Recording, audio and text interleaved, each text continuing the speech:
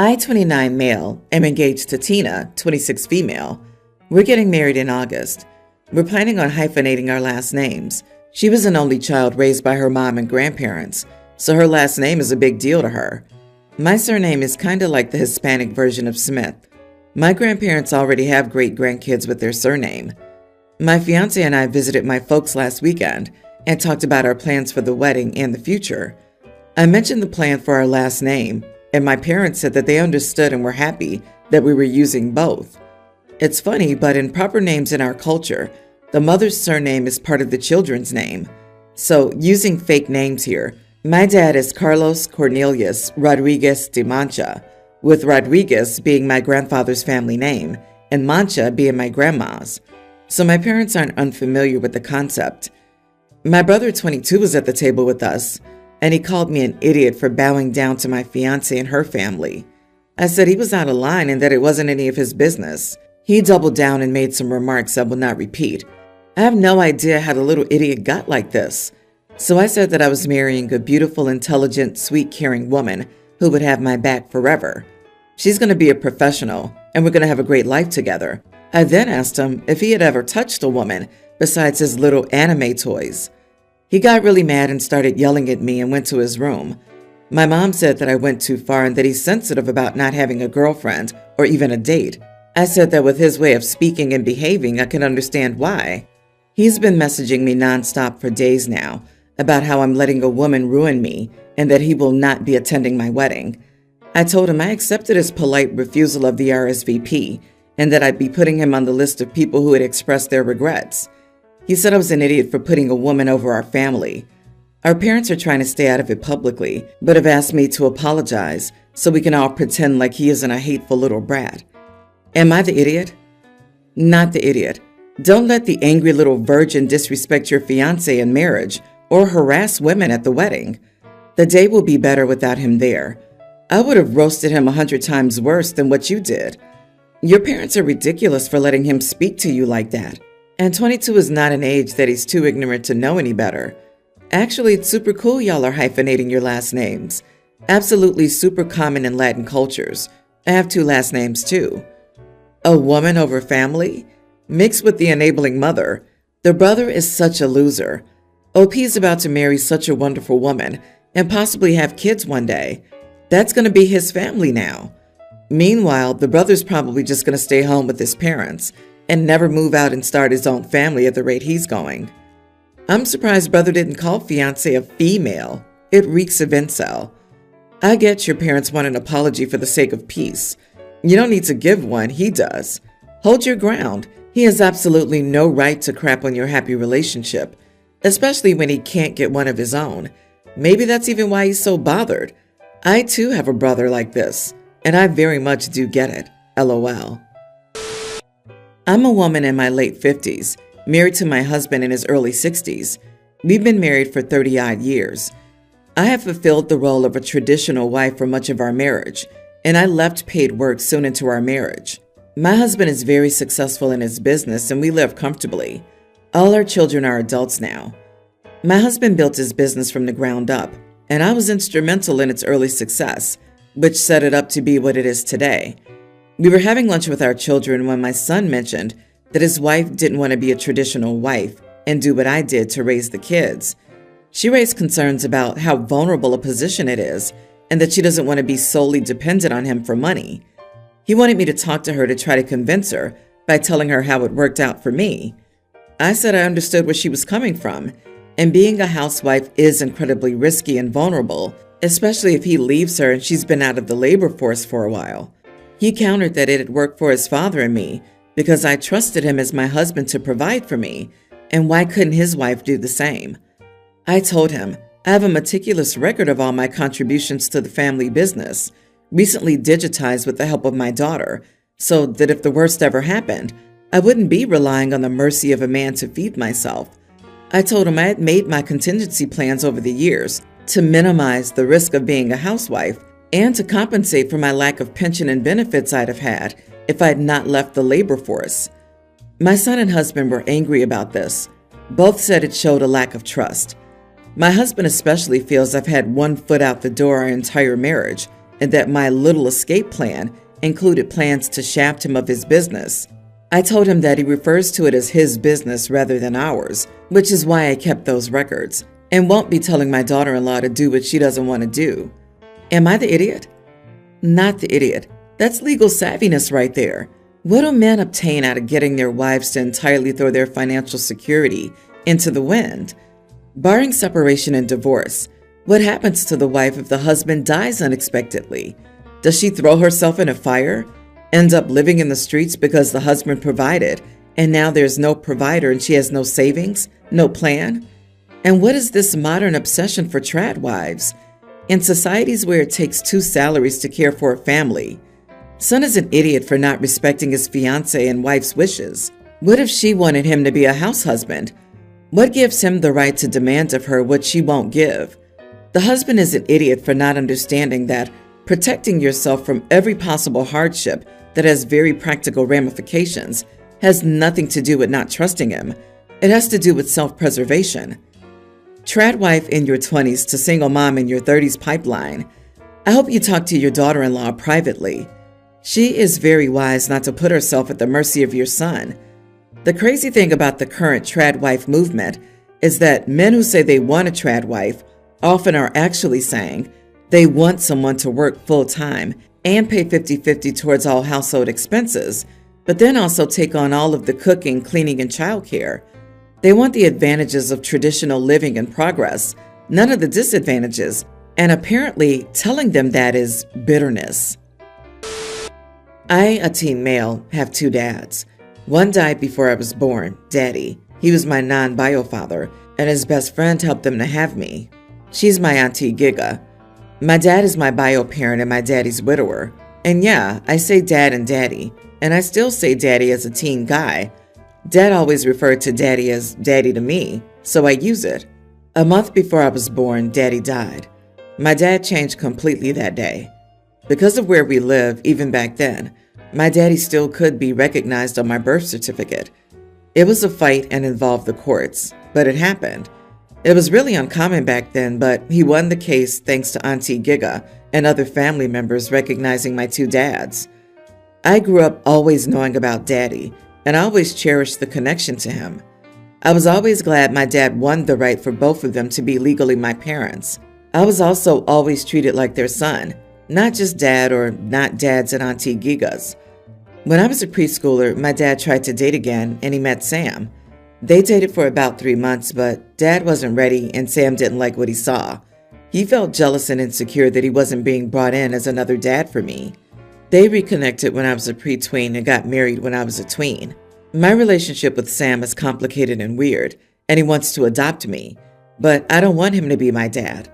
I don't want to be adopted by him or have him take care of me if I become an orphan. He's always made it a point to bring up the fact Daddy wasn't my bio father in the first place, and how legally it was a miracle he's even on my birth certificate. I hate it. He's told me at least I'll know him, while Daddy's someone who's just saintly in my mind because I wasn't allowed to process only having one parent. Even though I know one parent raised me, but I still had 2. He just wasn't here. But I read the book he was putting together for me. He documented a lot of the parenting journey and the pregnancy until his death. He was so excited. He loved me so much. He wanted me so badly. On Father's Day, we had a big fight over adoption. Dad was out and Sam brought up the adoption to me. He told me he's tired of feeling like an outsider because I always treat him like Dad's spouse instead of my stepdad or my parent. I told him because that's what he is, and he has to learn to accept that. I told him nothing changed for me. He told me it was stupid because I love one stepdad so much more. I told him Daddy is more than just a stepdad. And then I told him I don't want him to adopt me ever, and bringing up Daddy isn't winning me over. I told him if anything, he's making me wish Dad had found someone better. Dad doesn't know what happened, but things have been tense since, and Sam said I went too far. Am I the idiot? Not the idiot. You are entitled to your feelings, and you're not required to accept your dad's husband as a father figure. I mean, legally, he is your stepdad, but if you don't feel he's a father figure for you, then he isn't. You need to talk to your dad and tell him everything. Does your dad know about what Sam is doing? Sam has no right to try and erase your daddy. regardless if you met him or not. He still is and always will be your daddy. Dad doesn't know. I always knew this would end their marriage, if he knew. I wanted my dad to be happy, so I kept quiet. But I guess that's not such a great idea anymore, especially if it eventually comes out in a more explosive way. OP, I get what you're saying, but you have to understand your dad loves who he thinks Sam is, and you know that Sam is not the guy. Tell him, especially before Sam twisted to make you look bad. Your dad needs to have all the relevant information to decide whether he's where he wants to be in his life. Right now, his husband is keeping some of that information from him, so your dad can't make an accurate choice for his life. He needs to know that Sam is pressuring you on this, so he can decide what he wants for his marriage. Giga should be brought into the loop too. For the love of God, this woman sacrificed for his dads to have him, and even fought to have both of them on the birth certificate. She can help set things straight and back up OP when he needs it. For context, I, 28 male, have a brother, 25, and he and his wife, 25 female, had twin boys about a year ago. The twins were unexpected, but even so, they transitioned relatively smoothly into parenthood. My brother and his wife could both take time away from work to raise the twins, while my sister-in-law could stay home. My brother had to return to work since they weren't expecting two babies. This and the fact that my sister-in-law wasn't working led to her eventually going back to work early, which left them with the issue of childcare. My brother and sister-in-law both work hard, and money's really tight for them, so they asked if I could take care of the babies a few days per week so they could cut down on cost. I'm fortunate enough to work from home most days and live alone, so I agreed because it felt like it was something I could do for them and bond with the babies. We've had this arrangement going on since my brother and sister-in-law returned to work, and it was fine at first. Work was relatively slow, and I was happy to spend time with my nephews. However, taking care of them has created a strain not only on myself, but also on my bank account since they're growing. My brother and sister-in-law often work late, meaning I'm feeding them dinner and taking care of them well into the evening.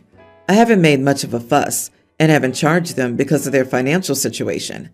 However, work has been getting more busy and has started to take more attention from me. I was also recently offered a higher position in the company. Still, it would require me to work fully in person. Today, while I was with my brother, I told him about my promotion and that I wouldn't be able to take care of the twins anymore. He freaked out and called me a terrible sister, saying that I was abandoning my family. I couldn't explain myself further because he left in a hurry, all angry. A couple hours ago, I received some really nasty messages from my sister-in-law and my parents saying that I'm incredibly selfish, disgusting, and shameful for choosing work over family. My parents aren't able to help as they live on the other side of the country and aren't mobile. If I stop helping with childcare, my brother's family will suffer, so now I'm rethinking my decisions. Please don't. He's incredibly selfish and ungrateful. He's had free childcare, and what? Expected you to give up your life dreams and future for his children? Those kids have two parents who decided to bring them into this world and are responsible for them, not you. You've done them an enormous favor, and they've decided to berate you and call you names. I'm disgusted with them. Please don't give up your promotion. Please don't let them browbeat you into being their slave labor. Not the idiot. Also, babies sleep a lot when they're young. OP might be able to get their work done during nap times, etc., but they gradually are more and more awake and start moving and getting into things. This is not a long-term solution. OP will not be able to continue working and looking after two busy toddlers. What a ridiculous situation. There are several idiots here, but OP ain't one. I received some really nasty messages from my sister-in-law and my parents saying that I'm extremely selfish, disgusting, and shameful for choosing work over family. Yet both the parents have done that. What is this logic? Why aren't the OP's parents sending money for childcare? If they care so much, they should put their money where their mouths are. My ex-wife and I got sick of each other about 10 years into our marriage. We had 3 kids by then, and we tried to make it work for their sake. It didn't work and we divorced. I let her keep the house because it was the kids' home, and I wanted them to have some stability. I paid child support and I paid for extracurriculars on top of that. I had to work a lot of hours to afford everything I was paying for, but I thought it was worth it. My mental health improved by being away from my ex, and the kids were taken care of. I tried to stay involved in their lives, but I couldn't support them financially or be there for every event. I made an effort to be there for all the important things, birthdays, Christmas, and holidays. I also made sure that my custody time was sacrosanct. I would turn off my work phone and be present when we were together. But no matter how I tried, they got resentful that I wasn't always there. It didn't matter to them that they only got to participate in these activities because I was sacrificing for them. They wanted me to pay for the extras, but somehow not work to pay for them. When they got to be older teens, I tried reasoning with them, but they argued that their mom worked and still managed to attend. We grew apart and they cut me out of their lives. I hated it. I still made sure they all graduated from college without debt. One of them got a scholarship, so I actually had a little money to give them. I rarely saw them after they left high school. It's been years since I last saw them. My ex passed away and I sold the house. It was mine as per our agreement. She could live there for free until she got remarried. She never did. The kids were expecting to get money from her estate, and they did. After everything was said and done, they each got about $31,000. What they didn't get was a share of the profit from the house. That will fund my retirement. I disliked my ex, but she was a good mom. I never wanted to get this money this way. I would have been fine letting her live there another 30 years. The kids came to my house to talk to me. They said that they were all counting on that money. I asked, why? What made them think that their mom was going to die on vacation at 53? They said that it wasn't fair that I got the house. I said I owned the house and that their mom didn't leave it to me. As part of our divorce, I owned the house and even paid the taxes and maintenance. They said that they could use some help. I said that none of them were really my problem anymore. I hadn't been invited to their homes or asked to participate in their weddings. I attended as a guest. They all think I'm being an idiot and stingy. I think they wouldn't have bothered talking to me except for the money. They said it wasn't fair that I got the house. You didn't get the house. You've been having the house the entire time. Not the idiot. You were not only having the house, you were maintaining the house and keeping it at a loss, so they didn't have to move, and they had a more comfortable life. You paid for their college education, which isn't a small feat in itself. While you weren't there, you made it possible for their mom to be there for them. I wonder if the ex-wife was truly honest about how their lifestyle was funded. It's very easy to afford and attend events when your biggest expenses and worries are covered, and the luxury of having money for college is as well. What light did she paint OP in? Doesn't change that OP's kids are entitled idiots. Oh, they totally suck. My mom tried this, mooched off my dad and claimed he didn't pay anything. My dad told me the truth and could prove it. I'm grateful my dad chose time with me over funding extras, but I don't blame OP for making what he believed was the best choice, because it sounds like the kids were spoiled brats who demanded extra. I didn't. My dad was nowhere near as rich as OP, but I knew where things stood.